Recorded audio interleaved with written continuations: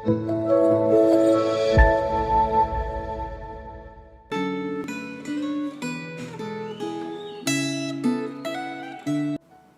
saudara-saudara yang terkasih di dalam Tuhan. Kita bersyukur karena penyertaan Tuhan boleh terus kita rasakan sampai hari ini. Mari sebelum kita akan membaca dan merenungkan kebenaran firman Tuhan, mari kita masuk di dalam doa. Tuhan, kami bersyukur kalau hari ini Tuhan berikan kami kesempatan kembali untuk boleh bersekutu bersama dengan Tuhan.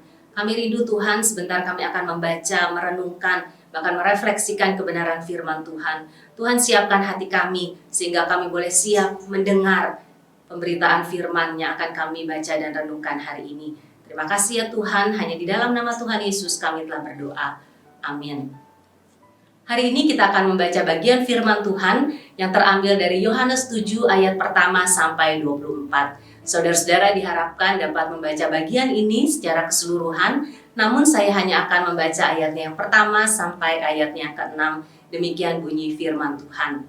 Sesudah itu Yesus berjalan keliling Galilea, sebab ia tidak mau tetap tinggal di Yudea, karena di sana orang-orang Yahudi berusaha untuk membunuhnya.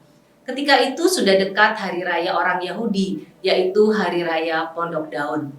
Maka kata saudara-saudara Yesus kepadanya, "Berangkatlah dari sini dan pergi ke Yudea, supaya murid-muridmu juga melihat perbuatan-perbuatan yang engkau lakukan. Sebab tidak seorang pun berbuat sesuatu di tempat tersembunyi, jika ia mau diakui di muka umum. Jikalau engkau berbuat hal-hal yang demikian, tampakkanlah dirimu kepada dunia." Sebab saudara-saudaranya sendiri pun tidak percaya kepadanya. Maka jawab Yesus kepada mereka, "Waktuku belum tiba, tetapi bagi kamu selalu ada waktu." Saudara-saudara yang terkasih, tema refleksi Gema hari ini adalah hidup yang konsisten. Konsisten berarti ketetapan dan kemantapan dalam bertindak. Saat ini kita akan belajar melalui kehidupan Tuhan Yesus yang selalu menunjukkan kekonsistenan. Artinya prinsip hidupnya tidak berubah-ubah. Itu berarti bahwa semua tindakan yang dilakukan Tuhan Yesus dilakukan secara apa adanya, bukan acting untuk mencari popularitas. Dari firman Tuhan hari ini kita melihat bahwa Tuhan Yesus menolak saat saudara-saudaranya menganjurkan agar dia melakukan pencitraan dengan segera berangkat ke Yerusalem dalam rangka pesta perayaan Hari Raya Pondok Daun yang dirayakan di Yerusalem. Tuhan tahu apa yang hendak ia lakukan dan dia sudah memiliki perencanaan sehingga ia bisa menolak anjuran saudara-saudaranya dengan mengatakan, "Waktuku belum tiba." Saudara-saudara perlu diingat bahwa walaupun Tuhan Yesus tahu bahwa ia akan menghadapi bahaya di Yerusalem, penolakan untuk segera berangkat ke Yerusalem itu bukan disebabkan karena dia takut menghadapi bahaya, melainkan karena dia sudah memiliki rencana sendiri. Setelah sampai di Yerusalem pun Tuhan Yesus tidak bersembunyi, tetapi dengan berani dia memasuki bait Allah dan mengajar di sana.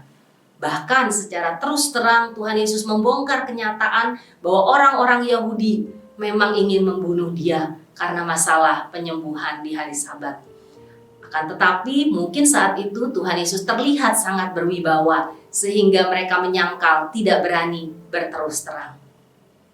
Saudara, jelas bahwa tidak ada seorang pun yang akan sanggup membunuh Tuhan Yesus sebelum waktu kematian yang ditetapkan Allah tiba. Tuhan Yesus menegur orang-orang Yahudi itu karena praktek beragama mereka tidak konsisten. Bila menyembuhkan orang pada hari Sabat dilarang, mengapa justru mereka melaksanakan praktek sunat pada hari Sabat? Yang kita bisa dapat lihat di dalam pasal 7 ayat 22-23. Bukankah sikap semacam itu adalah sikap yang tidak konsisten atau sikap yang tidak adil?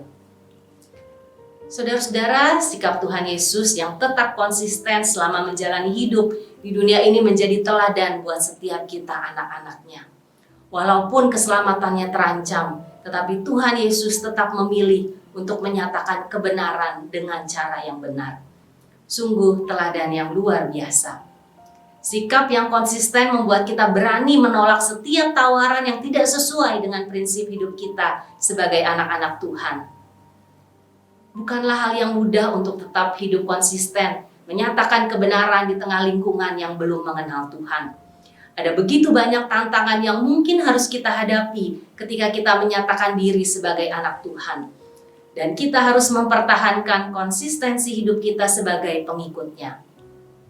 Mungkin kita bisa ditolak, kita bisa dimusuhi, kita mungkin bisa juga disingkirkan, atau mungkin kita bisa dikeluarkan dari pekerjaan kita ketika kita tidak mau berkompromi, melakukan hal-hal yang tidak sesuai dengan kebenaran iman Kristen. Saudara, biarlah tantangan-tantangan yang mungkin terjadi itu tidak membuat kita goyah dan tidak lagi menunjukkan konsistensi hidup kita sebagai anak-anak Tuhan. Tetaplah kuat dengan melihat teladan hidup yang telah Tuhan Yesus lakukan, dengan tetap konsisten menyatakan kebenaran sekalipun ada ancaman. Amin. Mari kita masuk di dalam doa. Tuhan, kami bersyukur kalau hari ini kembali Tuhan mengingatkan kami. Kami memiliki teladan hidup yang indah Tuhan. Ketika Engkau sekalipun ada ancaman, tetapi Engkau tetap menunjukkan konsistensi hidup yang luar biasa. Kau tetap menyatakan kebenaran dengan cara yang benar, sekalipun ancaman itu ada di depan. Tuhan, kami mau belajar sebagai anak-anak Tuhan. Tidak mudah Tuhan ketika kami harus menyatakan diri sebagai anak-anak Tuhan di tengah lingkungan kami yang belum mengenal Tuhan. Tuhan, tolong kami supaya kami tetap memiliki konsistensi hidup sebagai anak-anak Tuhan. Sekalipun ada tantangan Tuhan, tetapi kami mempunyai teladan yang indah ketika ada Tuhan yang boleh memberikan teladan itu dalam kehidupan kami. Tuhan, kuatkan kami, mampukan kami menjadi terang di tengah-tengah lingkungan kami.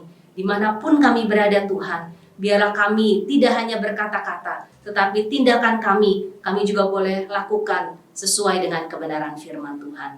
Tuhan menyertai sepanjang hari ini Tuhan, sehingga hidup kami boleh memuliakan Tuhan ketika Tuhan boleh menempatkan kami ada di tengah-tengah dunia ini.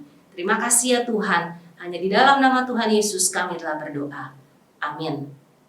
Shalom, Tuhan Yesus memberkati.